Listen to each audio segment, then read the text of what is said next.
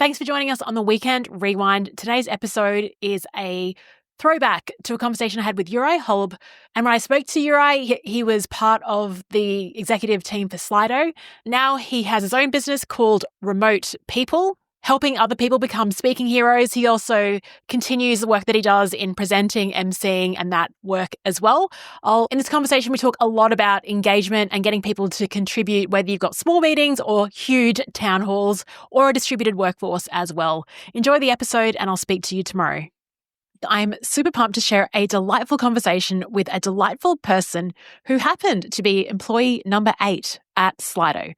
I'm not sure if you heard the news, but this company has just blown up in an amazing way and were acquired by Cisco last December. Today's guest is Juraj Holub, and he's a chief meeting designer. Isn't that the best job title? Juraj is an executive team member at Slido, which has made over 800,000 events interactive. During his 7 years plus at Slido, he's done amazing things, helped grow the company from $100,000 in revenue to 8 figures. Insane. Over the years. Oh, and I originally connected with Juraj when we were creating the 2021 Slido Trend Report, where we were exploring how do our meetings look like in 2021. Reach out, let them know what you thought. Now, on to the show. Juraj, thank you so much for joining us today. Thank you so much for the invitation, Leanne. Now, it's really funny. As facilitators, a lot of the time we're geeking out on what's a great tool that we can use to make our workshops engaging. And you're the first person we've had on the show from the other side. Well, first of all, you are a facilitator, but you also work for a tech company that helps us create more interaction. So can you please tell our listeners a bit about your story, how you discovered this world, and what you're up to today? Absolutely. So I'm actually currently the chief meeting designer at Slido. Keep on asking, what does the chief meeting designer actually mean? For us at Slido, it has been always absolutely critical to focus on the success of our customers. So it has been so important to that kind of an extent that over the time, I started collecting more and more input firstly from the conferences, later on from our corporate clients.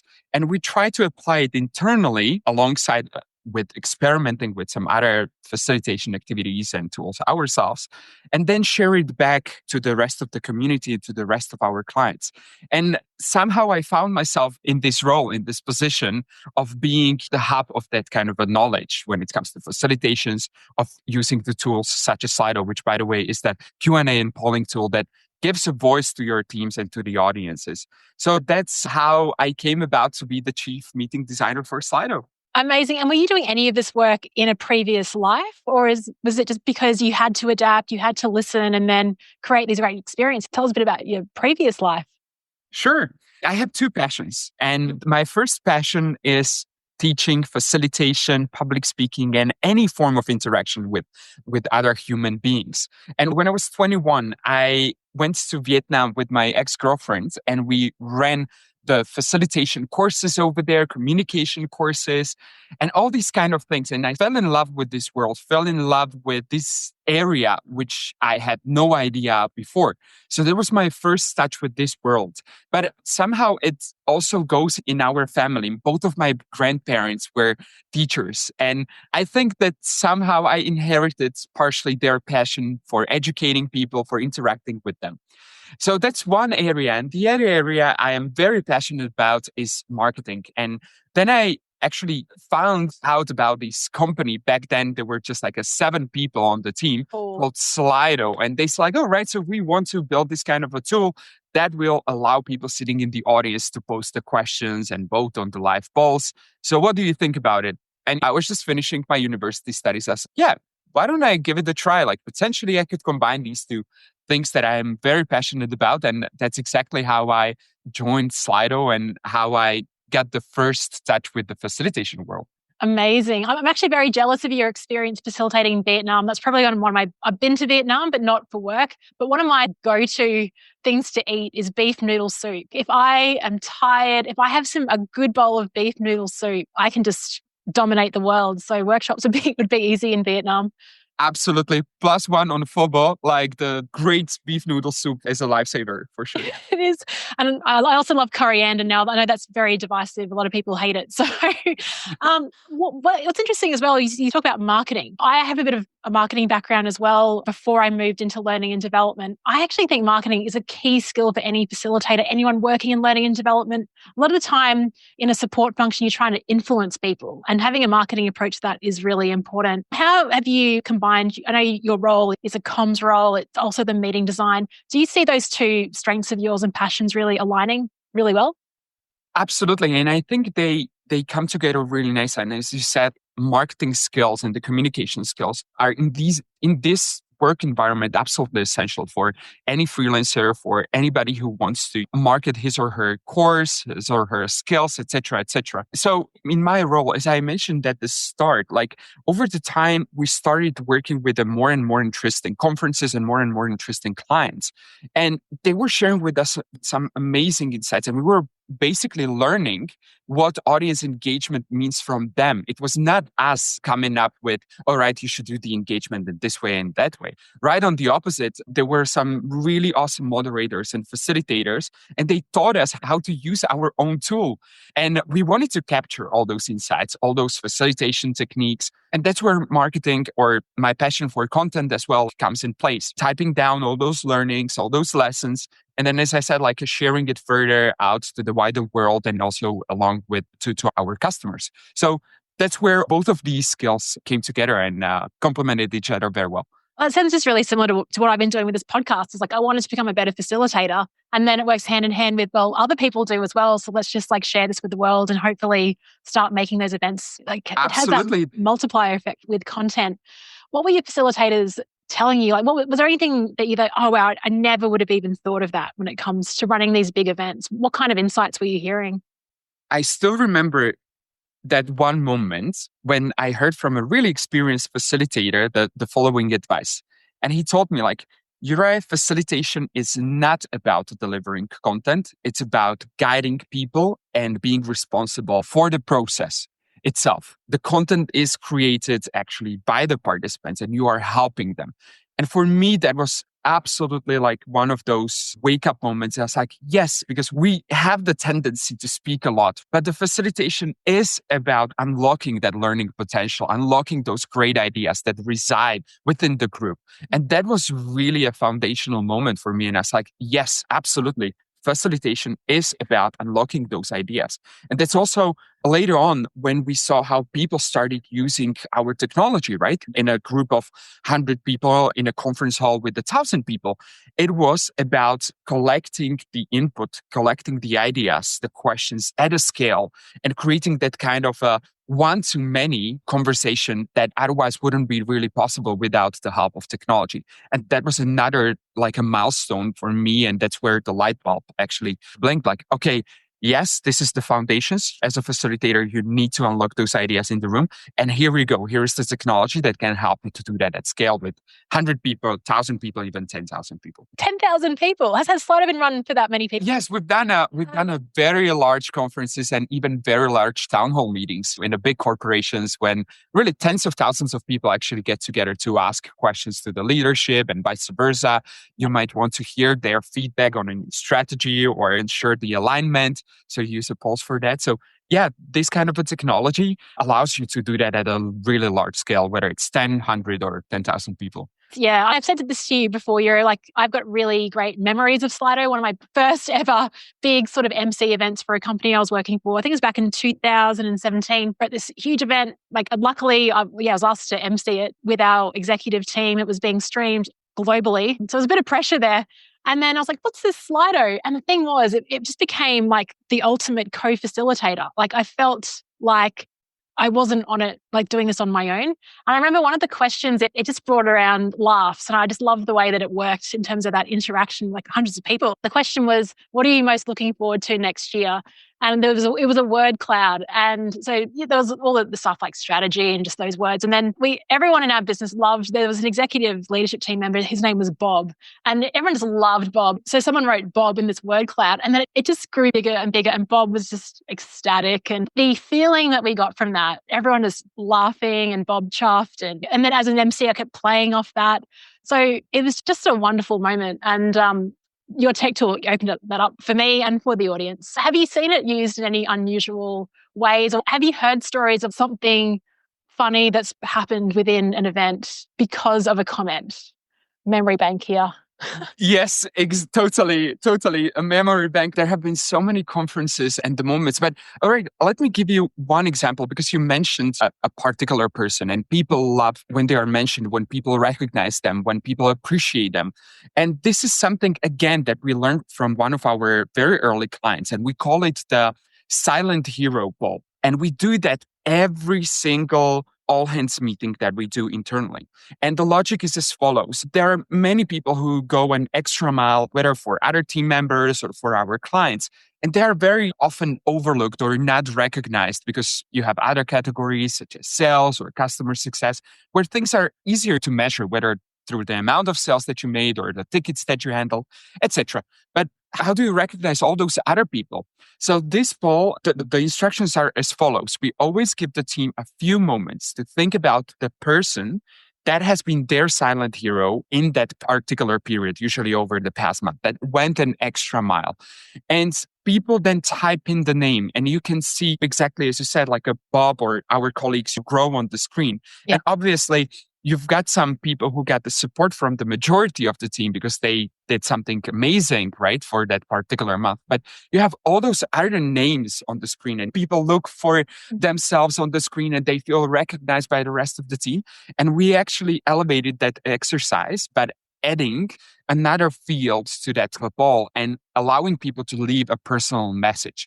That's so heartwarming because our intercoms people then sent us all those nice messages that other team members actually sent you. And it's so heartwarming and also motivating and energizing, especially if you have not a great day and suddenly you've got a Slack message saying, okay, you have been somebody's silent hero and he or she left you actually this message. I just love that. I never even thought of it as a tool for recognition. Never even thought of it. Yeah. So it's a simple exercise, but it has such a major impact on the team cohesion, on our internal culture, and also on the motivation.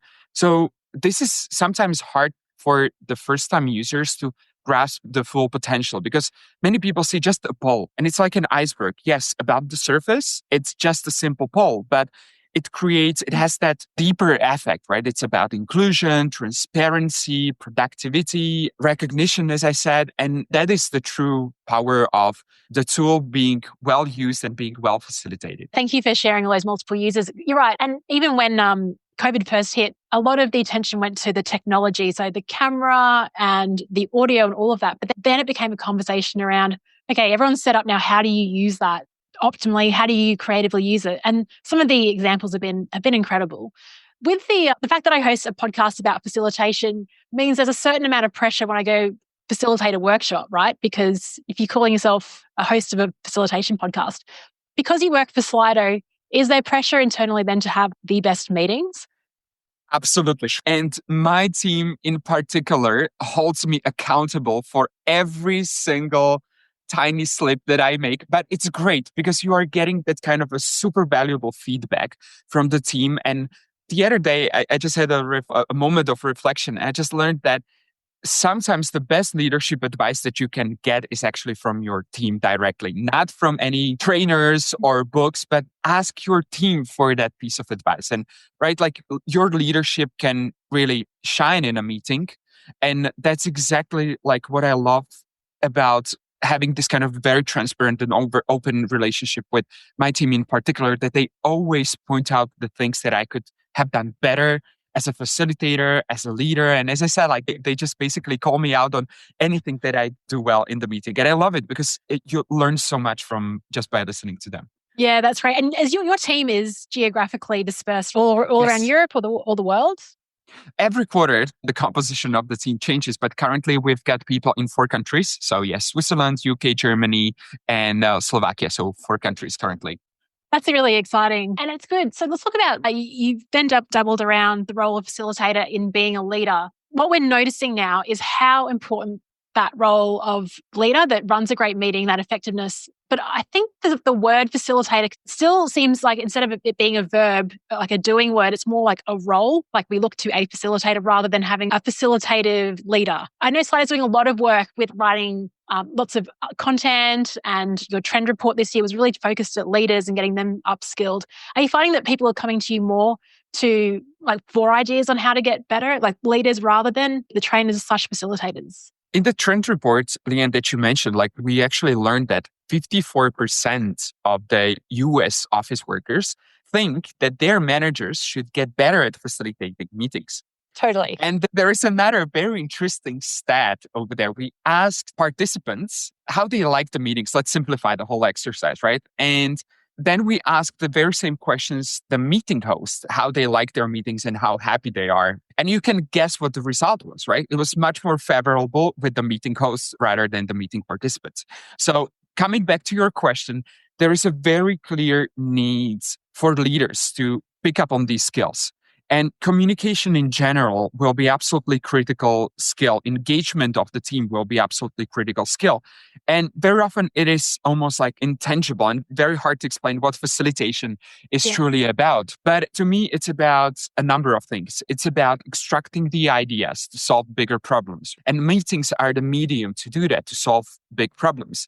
And whether you're using technology or you're not using technology, you need to have the skills to get those ideas from the team. Another important element that you need to take care of as a team lead, as a lead in general, is to make sure that people feel connected, are able to build a social capital that they lost on over the last year. All those random meetings in the kitchen or common lunches and stuff like that. So that's another super important thing that you need to actually take care of, and facilitation can help here.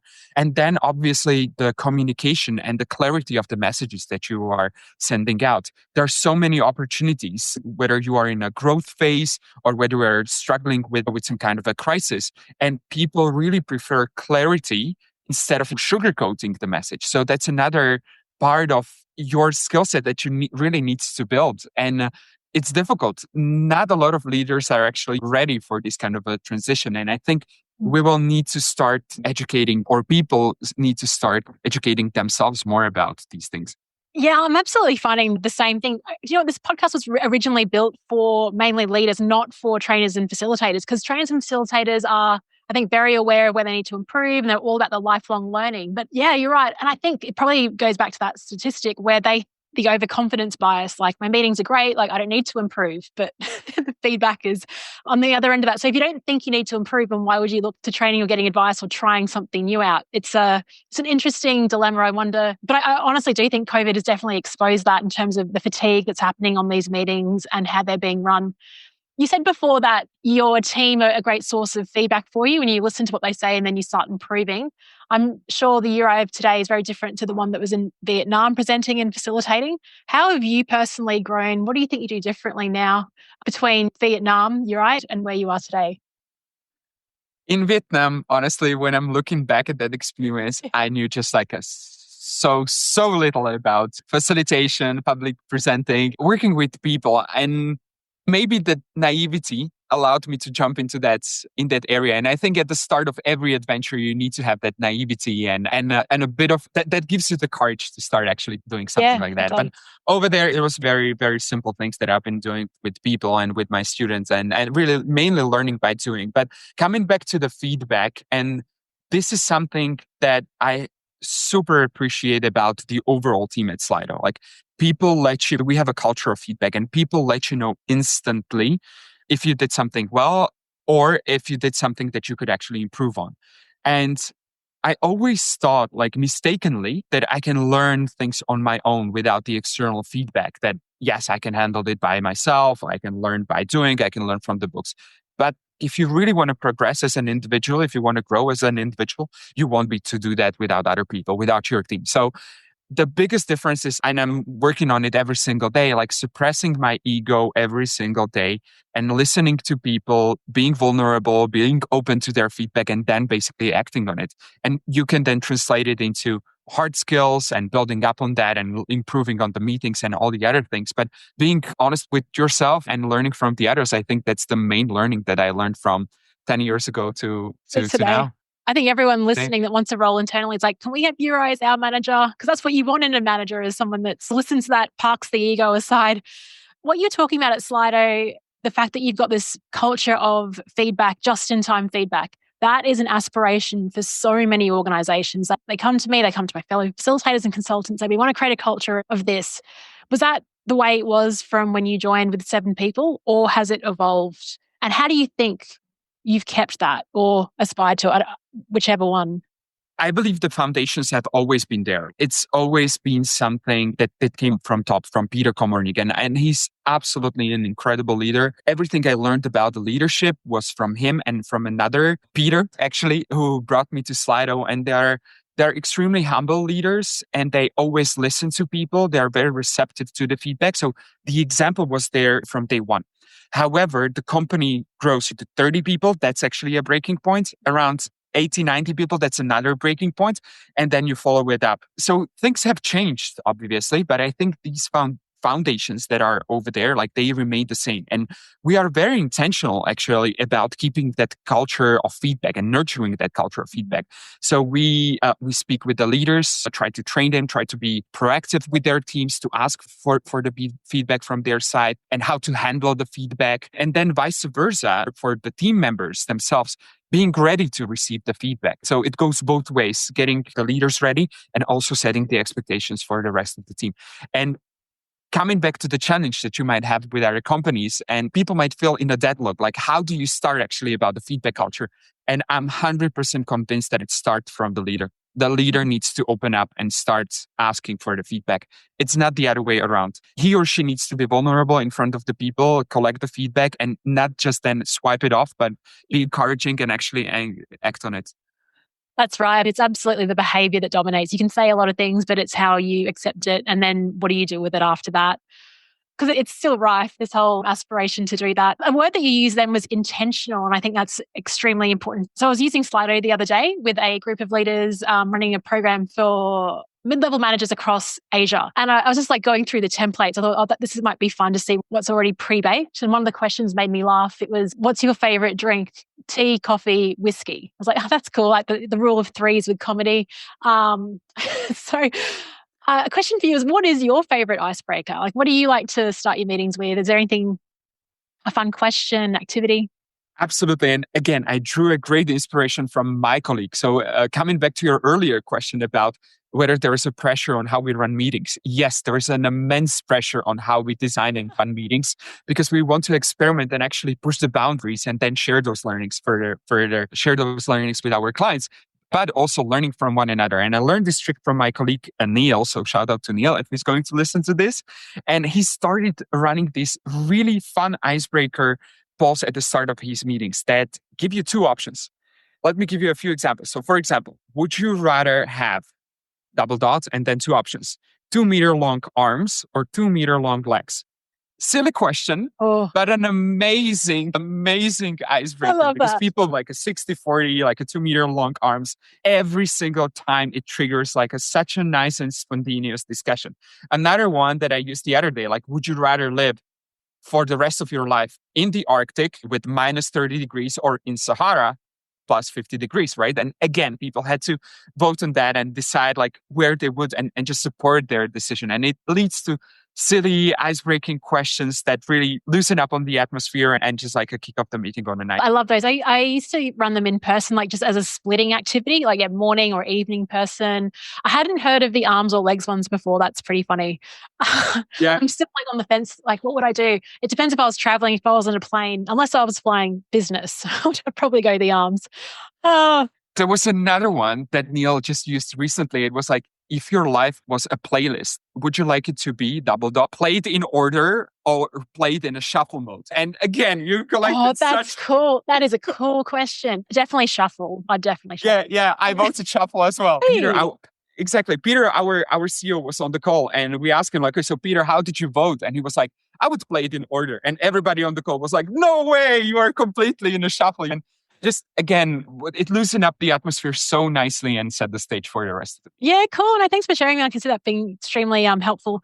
There was a guy on my podcast, released it last week. His name was Johnny Quinn. And I don't know if you've heard of this concept of what he was talking about, but it would work beautifully with Slido. Maybe you have had clients that use it.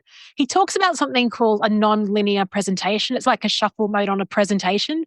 So you might say, like, let's just say I've got a group, we've got an hour, there's 3 concepts. Which one do you want me to cover first? They vote. And then I just basically, as a facilitator, then I go, okay, you want to cover number 2? We'll go there first.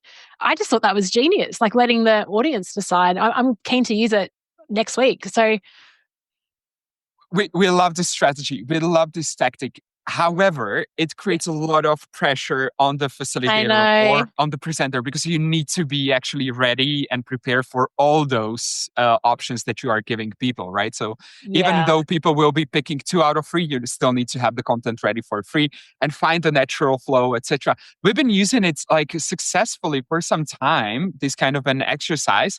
But again, it's so time consuming to a certain extent. And again, requires a lot of flexibility of being able to go with whatever combination the audience votes. But it's a really powerful concept.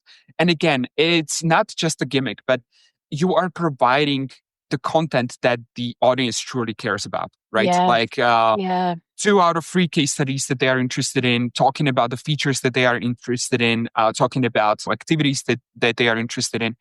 And it, again, increases the value of the session, of the presentation that you as a facilitator or a presenter giving to the audience. Yeah. Okay. I'll give it a go and I'll report back and I'll share it on the podcast how it went. By the time we release this, I should know how that went, how that experiment went. Finally, I just want to capture the growth of Slido. So as you said, you joined with 7 people. You've just been acquired, or was it late last year, by Cisco, like one of the biggest tech companies in the world. How did that happen? How did you react? Like that's huge news, right? That you've been pretty much there at the birth of this company and now something massive has happened. Congratulations, first of all. Thank you. Thank you so much. I would start with the overall vision that Peter Komornik, our CEO, actually set out at the very, very start. And it has always been to help people get the most out of the meetings and the presentations that they are joining. And it has been there since day one over the course of 9 years. And as a company, as you grow, like obviously it took us from the class, from the educational segment to the conferences, to a large ones such as South by Southwest or Web Summit, to the meeting rooms of 60% of Fortune 500 companies. And we reached a certain stage.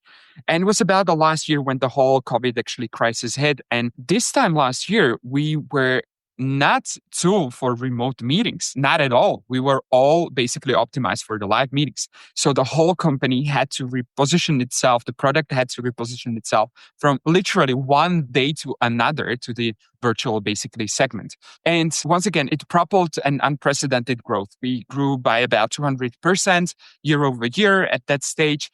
And we were just like looking for either for a partner or for an investor that could help us execute on that vision that we had from the day one to take us to the next stage. And we happened to find a great alignment with Cisco, because for them, it's really about creating the inclusive future, creating really 10x better experience for online participants. And there was a great alignment. And we saw like, all right, maybe instead of just like pairing up with the investor, why don't we go with somebody with whom we have such a strong alignment that could open up the distribution channel for us, which the WebEx is with all its millions of users. And we said like, okay, why don't we give it a shot? Why don't we take a leap of faith and go with Cisco? So it was heavily about the vision and mission alignments that actually convinced us to join Cisco. Yeah, and I love that has really stayed through, and the whole sort of customer focus first. I think it's any business, and I definitely remind myself of this as a solopreneur, is if you can delight your customers, then you'll just take care of yourself as well. So just put them first, and the side effects will be even greater than you can imagine. Just to finalize, are there any sort of words of wisdom or advice for first-time facilitators listening in that would like to boost their engagement skills and hear all voices? Absolutely. I would come back to that critical moment when I understood what the facilitation is about. And I would like to stress it and share it at the very end. And it's that the facilitation is really about the managing the process, not about the delivering content. And we should speak less in the meetings and let the participants speak more. So that would be my piece of advice for any starting facilitator, or for those of us who've been doing it for a longer period of time. I think it's something that we need to still keep on remembering, because we love to talk in general. Totally. Yeah, that message has just come right to me. So I'll take, I think there's some apps that measure who talk the most in meetings. I might have to figure out what my ratio is. Juraj, thank you so much for being a wonderful guest on this show. If our listeners would like to connect with you or find out more about Slido, where should we send them? Sure. So feel free to connect with me over social media, either on LinkedIn. It's JurajHolub, the same handle on Twitter. I'll be more than happy to speak with you, share some stories, share some insights and tips. Oh, awesome.